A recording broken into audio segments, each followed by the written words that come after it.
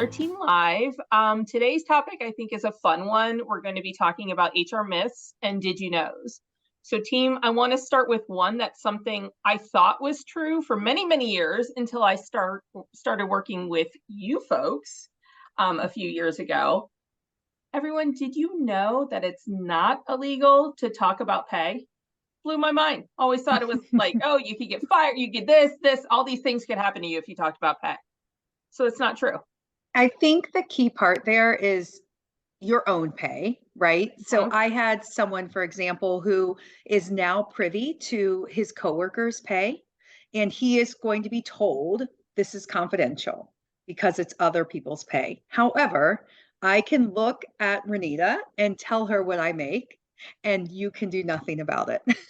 And she can look at me and tell me what she makes, and you can do nothing about it, which seems counterintuitive. So I think the one thing to do is differentiate between what is confidential, and that's me sharing other people's compensation. But what isn't illegal is me sharing mine with whomever wants to listen. Yeah, I think, and the companies still like to put that communications in their handbook. Oh, it's violation of policy if you speak about salary. And I think that needs to be more specific and defined. And that's at least what I, advise my, my clients is it's not illegal. So, putting it in the handbook is almost, it doesn't weigh on anything because it's not illegal. And how you get around that is just as Shannon said, you have to determine if you have a situation, if a company has a situation where salaries are being divulged, you really have to figure out who, how, and why. And if it's the individual, it's really nothing you can do about it. Yeah. And I think too, kind of Renita, what you just touched on is law will always trump policy. Yeah. So put it in your handbook if you're so inclined, but in theory, it means nothing. Like you said, it carries no weight. So law will always trump any policy you put in place. Yeah, absolutely. And then with all the salary transparency today, employees can somewhat figure out based on where they are in the pay scale, especially if companies are as transparent as they are supposed to be. So many laws are, making that a requirement now as to, pay levels, not specific pay, but pay levels. So employees feel like they have a little upper hand in seeing that, okay, what someone may make. They don't have specifics, but they should have the pay ranges for their positions. That is something that is law. Mm-hmm. And only for certain states. I have a question in this regard. Have any of you had any coworker, not at this job necessarily, but at another job that shared their pay with you? Sarah, have you ever had that? Yeah, but it was very, very hush hush. They felt guilty, bad, like they were going to get in trouble for doing so. And I think, when I was younger, I think that it is like a really big misconception. And so I was like, oh my God, like, are you supposed to be telling me this? But yeah, I think it's interesting that it's still, even now, that people are under the assumption, that you can't talk about pay. And even whenever I tell my friends that aren't in HR now, they're like, really? Like, they're still really surprised about it. Yeah, we didn't, at my old job, we didn't share what we made with each other. I mean, we had a few people that would talk and were friendly outside of work, and maybe things were shared, but it was that taboo. Oh no, better not. We're going to get, in trouble. We're going to get fired. Something's going to happen to us if we share. And that's fair because my decision, I will most likely never share what I make with coworkers. But the point is, that's my personal decision. Yes. It's not illegal if my decision were to share it. Right. It should be everybody's choice if they want to share it or not. Don't ask, We Renita won't, and Sarah. No. We won't. All right. Our next one. Did you know that you do not have to treat every employee the same? I can speak. I run into this a lot. I think I run into it most often when we're recruiting or making an offer to someone. And a very easy example is someone asks for more vacation time than a policy stipulates. Like, this is the basic example. And so the employer kind of panics a bit and they're like, well, no, our policy is this. We can't treat you differently. It doesn't adhere to our policy. In actuality, you can treat people differently. You can negotiate more time off. You can give someone more time off as long as it's not discriminatory in nature, right? So you can treat two people differently if there's rationale behind it and the motivation isn't discriminatory or could appear discriminatory in nature. That's my takeaway. What circumstances, Shannon? I think that you're right. It's just like salary. We're talking about salary before that's negotiable, right? Yes. So you can look at it from maybe someone has certifications that are different. Maybe someone has an education level, or they bring something to the table that is very unique, that will allow them to be, benefit and put that position sort of a hands up in the role that they're going into. But I think what you mentioned is really important, because I think oftentimes vacation is the one thing. It's like, nope, this is our policy. This is how much you earn. So what circumstances, when you say as long as it's not discriminatory, I think that's a good point to sort of elaborate on, Shannon, if you don't mind. Like, yeah, have you had a situation? I think the most common, or at least the situation where the employer would be willing to give but is nervous, is when someone's coming in at more of a senior level. They've been in the workforce for 20 years and they don't want 2 weeks of vacation as a 1 to 3 year employee. Yeah. Generally, that's the case. If they were a fairly junior hire, then you push back and you stick to your policy. You opt not to. But I see it. That's when I see it on the during the onboarding. Is look, I've been working for 20 years. I'm not going back to 2 weeks of vacation at this new job, and that's fair. So I think that's where it's easy to rationalize. Yeah. And some of it, as part of the negotiation, it might be dependent on how desperate you are, unfortunately, for that candidate. Right? Who's holding the cards at that point? Yeah. You want to be cautious, and you want to not get yourself in a situation where you have no upper hand and the individual's driving everything, and you're just succumbing to all their requests.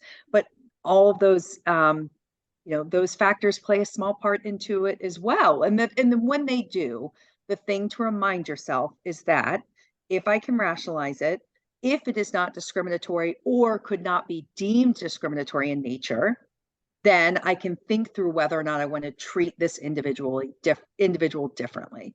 Yeah. And I guess we should probably clarify, when we say treat them differently, we don't mean be nicer to them at work, right? We don't mean be meaner to them at work because you don't like them. We mean pay, policies, benefits, ancillary benefits, costs of benefits, bonus or variable comp opportunities. We might even mean, promotion. It might play a part in a performance improvement plan, like the duration of the improvement plan. If this individual is 60 days and this individual is 30, can you rationalize why? Are they in completely different positions? Are the objectives more measurable and less subjective? So it's easier to gauge whether or not they've been successful. So you have to be intentional in what scenarios in which you're treating someone differently, not just seating assignment and nicer or not nicer. And I think that's another good point, is take the name away from the person and look at it by title and position. So if you're looking at it by title and position, you're not saying I'm treating someone differently. It's more of, am I doing this fairly based on the position, based on the requirements, based on, all of those factors, and remove the actual individual and look at it from, is this fair based on what I'm offering and what my needs are for the role? Yeah, exactly. Yeah. And don't forget, your HR business partner through Employers Advantage can always help you out with those questions. All right. Here's something else that I've been seeing a lot of, like on social media. Did you know employee dress codes can be discriminatory? That's something I've seen a lot of, because I think I know it's not dress, but like tattoos. More people have tattoos nowadays. It's more acceptable to see tattoos in the workplace, where before it was very taboo. Long sleeve shirts, if you had them on your arms, cover yourself up. So what about dress codes can be discriminatory? I think it's how the dress code is written, and that's where we come in as HR business partners to really look at the dress code and determine, make sure it's not male, female. You can't wear this, you can't wear that, because I think, there's so much in today's economy where, or not economy, but, workplace, where fairness is not about the actual sex of the individual. So you've got to make sure, like, it's one thing to say some policies may have what's appropriate, what's not appropriate. And then when you do it that way, sometimes it starts to look like you're saying women can't wear skirts or shirts, skirts or skirts up to a certain point. That when it's getting too descriptive, that's when it's a concern of going that way. There's also different dress codes, and from a standpoint, dress code also means appearance. So, as you mentioned, Meghan, tattoos and things. Again, if it depends on what environment they're working in. If they're a sales position and others, they may have to say that it has to be, something they cover up. But then you go to the point of piercings. Also can be a safety issue. So depending on whether they're in manufacturing and they have certain piercings, that could be a safety hazard. So it really is going to depend, but you need to look at it from the environmental standpoint, the industry itself. And there's also laws from a parent standpoint that go into, diversity when it comes to hairstyles. So the Crown Act is something that most people don't know is in place. So I just sort of wanted to look at it from a holistic standpoint. It's not just dress, it's also appearance. Yeah. Renita, that is the perfect example of when you can treat employees differently.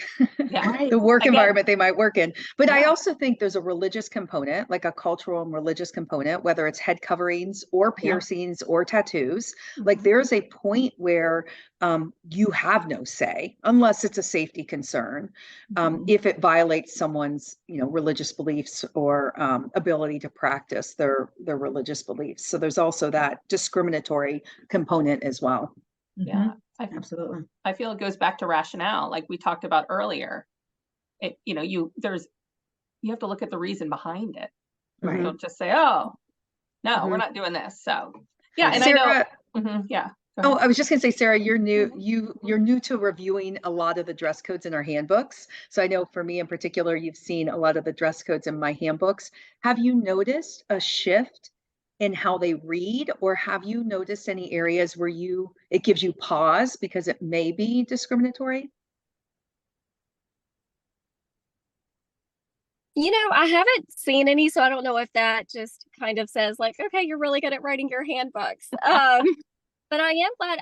What stuck out to me about this conversation was what Renita had said about the Crown Act. I don't think a lot of people really know about that, and I think that that's something that we should definitely do some sort of like more training on, because like I said, I don't think that people talk about that enough. I don't even, I don't think a lot of employers are aware of even what that is. So maybe that'll be something I'll blog post about. Thank you for bringing that up.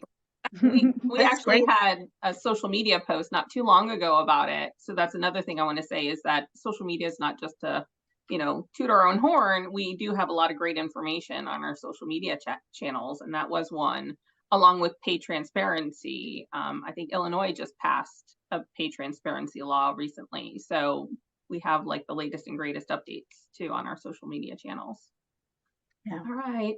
And then last but not least, we had to limit ourselves a little bit because we could keep going for probably decades.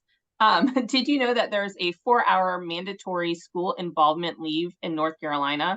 It's called Leave for Parental Involvement in Schools. We did. We all did. Yeah, everybody here knows that now. I think a lot of companies aren't aware of it because, the ones that I see that aren't aware of it, it's the ones that really haven't had a handbook and really don't know and haven't researched employment laws within the state, and how that works. It's 4 hours. It's 4 hours for this, each calendar. I think it's, correct me if I'm wrong, Shannon, I think it's each semester in the year. And they're entitled, whether it's parent meetings, whether it's a parent meeting with a teacher, or there's some type of PTA, they can, an employee should be able to use those hours toward that. And that's pretty much what it's there for. And it can be used in increments. It should be allowed to be used in increments because, again, children are in school, parents have to, leave work for things at sometimes. So it's important that, we honor that. For companies who are not aware of it, a lot of times they'll say, I didn't know that. So I've got to make sure, John or Sarah or whomever, that I go back and verify that, because I don't think I gave them that time. That time shouldn't be as I'll give you the time to take your, PTO time. No, it's actual, if it's for the child in school and for school, affair, then it should be, allowed.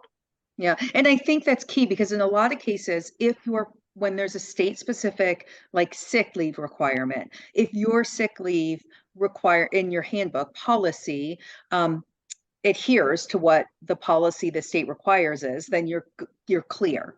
But that's irrelevant here. This is irrelevant. You could have unlimited PTO and you still need to identify or segment out this 4 hour of mandatory school involvement leave. Now, it's unpaid, right? It doesn't have to be paid. I also think, though, this highlights other areas where you really need to be cognizant of state-specific law, because some states have required unpaid voting leave. Some have jury duty leave requirements, witness leave, domestic violence leave. I mean, there are all sorts of state-specific leaves. North Carolina is simple in that this is really it. This is all that's required of North Carolina employers, but it doesn't matter your size, your company's size. And if you are in other states, do your due diligence, because this is as easy as it gets. And I think what you said about, even jury duty, to be specific, yes, do you have to allow them off of jury duty? They have to show proof, but it doesn't have to be paid, right? And that's in North Carolina. North Carolina, like you said, is the most simple when it comes to those type of leaves, but absolutely. And then what you said about the being unpaid. So yes, give the employee the choice though. They could say, okay, since it's unpaid, I want to take PTO. Okay, no problem. But it's not a requirement that they have to take the time off, as paid. Yep. Good point. Another that last night about things that a lot of people don't know was that in North Carolina, I'm glad that you said state specific laws, but in North Carolina, you don't have to get a lunch break. It's not something that is required. You don't have to get rest breaks, and the employer does not have to pay for it. So I thought that was interesting. I definitely think that a lot of people aren't aware of that either. They just think, oh yeah, I'm entitled to my lunch break and it's paid, but absolutely. Yeah, and now whether or not it should be is up for debate. But yes, so many employers, and they're taken aback. Like, oh my goodness, I don't have to do any of this or pay for any of this. There's some variances for younger employees, like if you're of a certain age and whatnot. But yeah, and this is an area where you should treat people the same. If you shouldn't, you would have a hard time justifying why you're paying some people for lunch and not others. Yeah. But I feel like we could keep on keeping on with these conversations. In fact, we could probably have a team live about every state in the United States if we kept on. But I guess we'll wrap it up. And if you, the audience, like this and want to see more, please comment below. We might do another one. I think it's kind of fun because it's like these little facts that a lot of people don't know. And remember to smash that like button and follow us on social media and subscribe. Thanks, everyone. Thank you. Thanks. Bye. Thanks.